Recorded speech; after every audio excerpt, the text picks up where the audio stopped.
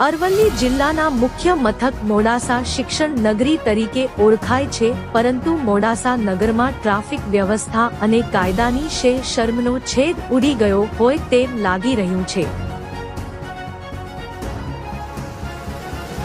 હાલ રમજાન મહિનો ચાલી રહ્યો છે, ત્યારે મોડાસા બસ સ્ટેશનથી કોલેજ સુધી દરરોજ રોજો ખોલવાના સમયે પબ્લિક બજારમાં ખરીદી કરવા કીડિયારાની જેમ ઉમટી પડે છે।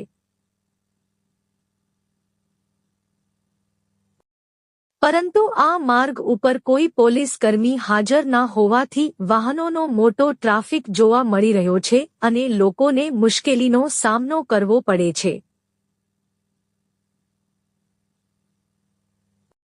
મોડાસાની મખદુમ ચોકડી પર કોઈ કારણોસર બસ બંધ પડી જવાથી વાહનોની બંને બાજુ લાંબી લાઈનો જોવા મળી હતી। એવામાં રોજો પૂરો થવાનો સમય હતો, જેથી ટ્રાફિક જામ થઈ ગયો હતો। મોડાસામાં અરવલ્લી જિલ્લા પોલીસનું વડુમથક પણ છે, તો કાયમ માટે ટ્રાફિકની સમસ્યા દૂર થાય અને નિયમોનું ચુસ્તપણે પાલન થાય તેવી લોકમાંગ ઉઠવા પામી છે।